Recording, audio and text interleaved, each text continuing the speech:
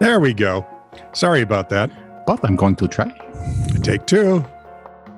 You know, I had this really witty, intelligent, never before seen way of asking you to like, subscribe, and follow This Is True Really News, but Have him do a cameo. somebody forgot to start the recording. Have him do a walkthrough. It was legendary. and the accent I'm telling you, procured for it was incredible. the entire crew here is still talking about it. It was legend. Oh my goodness. Unfortunately, this incredible one-time only performance by a superstar of, well, quite actually, no one could be close to the talent this man possesses or his longevity. His wife thinks highly of him. Is lost. Is lost to the ages. And forevermore, amen. And also with you. So, if you would please, in memory of this amazing performance, which I'm afraid you will never see or quite possibly hear, but no, you'll hear about it again. Like, subscribe, and follow This Is True Really News, and then have all your friends and cohorts like, subscribe, and follow This Is True Really News. And God willing, we'll be here again. A book returned. If we remember to record the show, we're recording. We'll be here again. Now. If we don't, all you get is several minutes of This Is True Really News with Scott Combs and Tony Vercanis. All the news you're about to hear is true, really. as far as you know. A book returned to an Idaho library was so long overdue. Crap. Now I know how this turns out. Okay, go ahead. Start again. A book returned to an Idaho library was so long overdue. How overdue was it? There was no record of it in the catalog.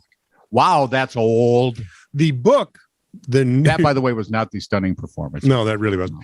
The book, New Chronicles of Rebecca, as you remember, is a sequel to the classic Rebecca of Sunnybrook Farm. I don't remember actually Rebecca of Sunnybrook Farm. I remember the title. That's all I remember. It was originally checked out from the Carnegie Public Library in Boise in 1910. Who wrote Rebecca of Sunnybrook Farm? I think. Martin I've Luther asked a question I didn't know bobblehead. the answer to. What? Martin Luther bobblehead. I'm certain of it. Was it? That's not a Jane Austen novel, is it? Oh, heck if I know. All right, you I can go barely ahead with read the story science that I've fiction. heard before, and You'll look it up. and I'll see if I can find it. Okay. Just try to say amusing things here and there, or just nod. Why? I don't say them now. Yeah, I know. I'm asking for a sea change here. Anyway, it was originally checked out from the Carnegie Public Library in Boise in 1910. It turned up in Garden City Library about a month ago, but the Boise Library sticker caught a staffer's eye at the checkout desk, and it was sent over there. Inside the book's cover, the last stamp is from November 8th, 1911. This would be a good time for you to give it Wow. yeah, there we go. Do you realize my dad wasn't even born yet? Nice. I hadn't thought of that. There's no record of who checked the book out, but in sifting through records that do exist, library staff saw that the book was marked as gone, either lost and or paid for, or just missing.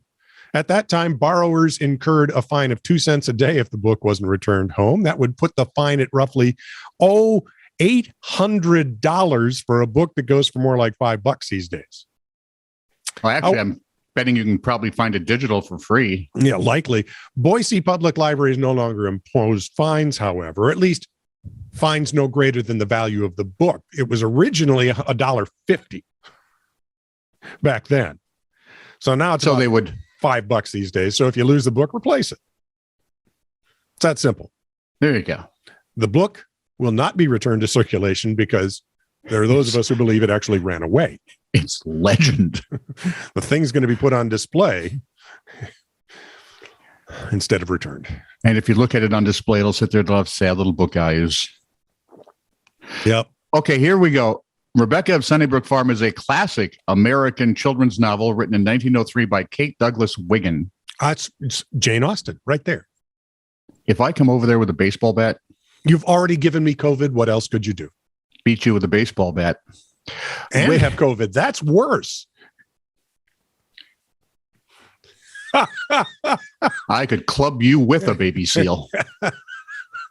You also tried to slap me with a Buick, which I thought was hilarious. I love prop humor. But they say the sequel is New Chronicles of Rebecca. And what did I say it was? What was the name of the book you just talked about? New Chronicles of Rebecca. Well, then that was it.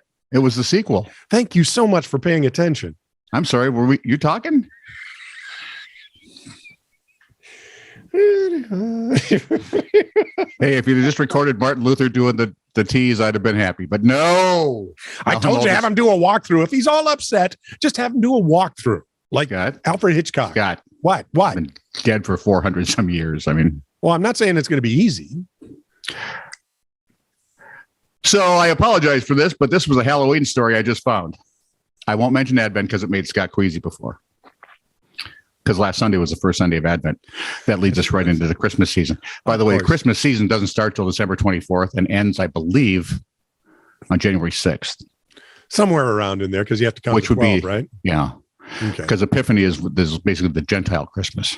See, now what we're talking about here is a liturgical calendar. The liturgical calendar. Yeah, I think put out by the Dawn Dish Soap guys.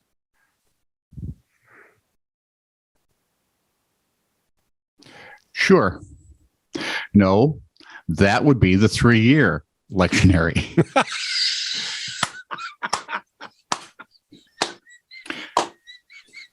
1 year historic lectionary.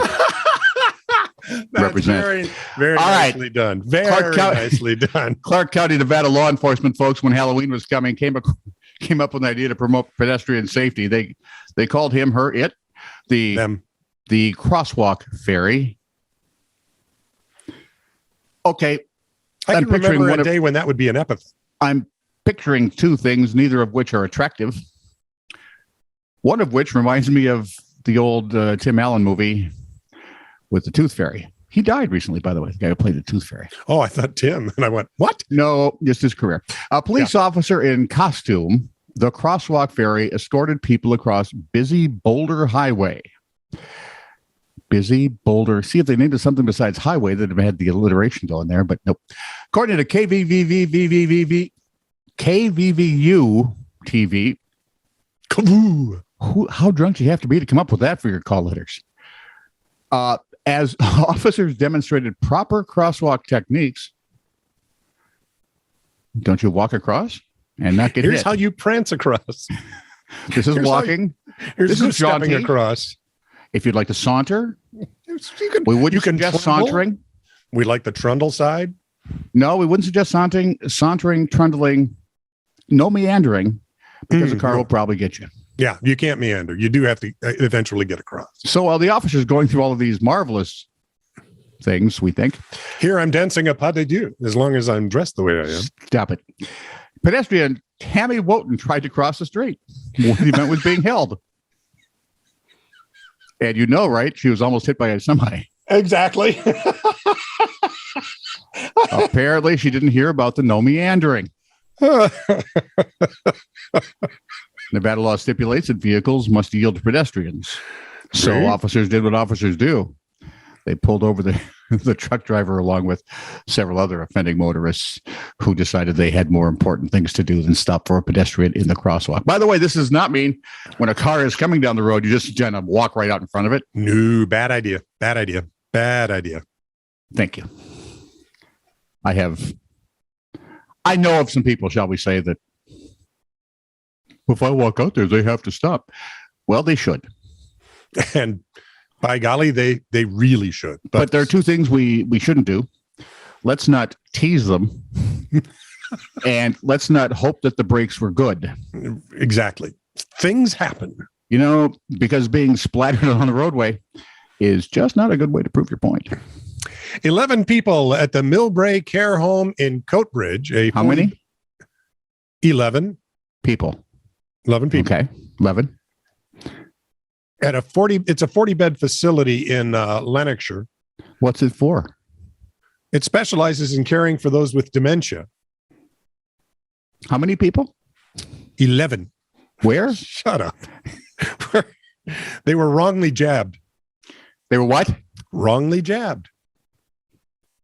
They received saline solution instead of the COVID-19 vaccine. I have friends now going, yeah, and how's that wrong? The health board has issued an apology, but says it cannot say how many other vaccination errors may have occurred. The Scottish government confirmed it was aware of the incident, which was not made public. Okay. There's I the just other want to problem. know. Scotland, right? Yeah. Or are they just trying to save money? Don't they understand that we all paid for all of this? So go ahead, use it. Yeah, you're old. You'll go soon. Oh, the Andrew Cuomo idea. Yes, it said it did not hold accurate nationwide information on any similar mistakes.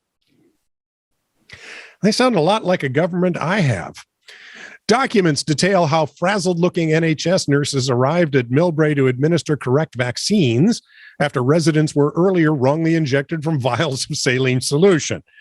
A small amount of saline is supposed to be mixed with the pure Pfizer BioNTech vaccine after it's taken out of freezers and thawed and then injected into patients, which accounts for the chills. Scottish Labour's serious questions about the management of the vaccine programming and care sector. Yeah. Hang on. Scottish Labour's health spokeswoman, Jackie Bailey, said, this alarming incident raises serious questions about the management of vaccine programming and care sector. It is astonishing that the SNP does not know how common these kinds of incidents are. Their complacency is jaw-dropping. Welcome to the modern world, dearie. All I can think of is maybe they shouldn't have Otto in charge of the bus driver from The Simpsons. They should not be in charge of, No. Yeah, what the heck? Just give him a... Here, I have some weed. Give him that. What's in that vial? Nothing. I'm just going to stick it in your arm and then take it out. Okay, sounds good to me. Of course, I again have friends who say, well, it'd be the same. Police in Gillette, Wyoming. I mean, really, you can still get the disease. You can still pass on the disease. I got sick for 4 days. Why? Police in Gillette, Wyoming were called to a home about a fight between a man and a woman. When a man fights a woman. When they arrived, it's in Gillette. You'd think a straight razor would appear somewhere in this one. No, it'd be the three things now, 3 or 5. Oh, would it be? What are they up to? 15 blades now? I think 106. We now have 500,000 blades on this tiny little. This is why I've gone back to safety razors. I get a better shave. Just I'm ready to go electric, man. I don't care. Close enough. I did for a while, but the blades got as expensive as the other blades. They do, and they're really cheap for safety razors. And they are, yeah. So where was I now? Oh, fight, man, woman, man already left when police got there. He'd gone in his pickup truck. Had to pick up his mother in the darned old rain. In the pickup truck. What was that? Was that line from the David Allan Coe thing? I was drunk the day my mom got out of prison. Oh, great. He had written the perfect song, and he said, no, you didn't mention drinking. You didn't mention pickup trucks, dogs, mom. Yeah. And so he wrote it all into this one weird verse. It's hilarious. Where was I now? David Allan Coe. Look it up. You'll find it. Greatest country song, I think is called. Gillette News reported that the man was pulled over and emerged from the truck with his 2 sons, a 4-year-old and a 15-year-old. Well, there's a fine example. Lieutenant Paul Pownell said that the 39-year-old admitted he'd been drinking. I've been drinking, so what? And he was in his pickup truck. We're getting there. We could have the perfect country song. I am in my pickup, and I am drunk.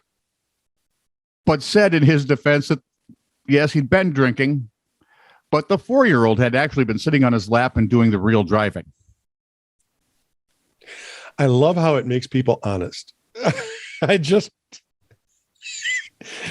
If we did anything wrong, you talk to the kid. How drunk do you have to be to think this is a better idea than just taking the DUI? Really? Apparently that drunk.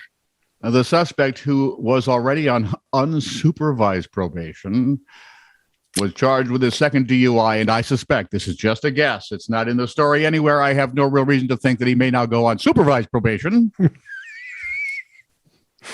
And child services may become involved. I'm just saying. Well, and the 4-year-old needs lessons, frankly. And you got a 15-year-old. Yeah. Why not the other kid? But no, I'm going to sit there behind the wheel and let the 4-year-old drive. Dude, Cletus, the slack-jawed yokel, would not even think of that. I wouldn't even think of that. It is Wyoming, though, so there's probably nobody else on the road. So You might hit a cow or a turkey. couple of sheep, 2 cows. Richard, stay off the road, man. This is true, really news. Send email to TiTR@netradio.network.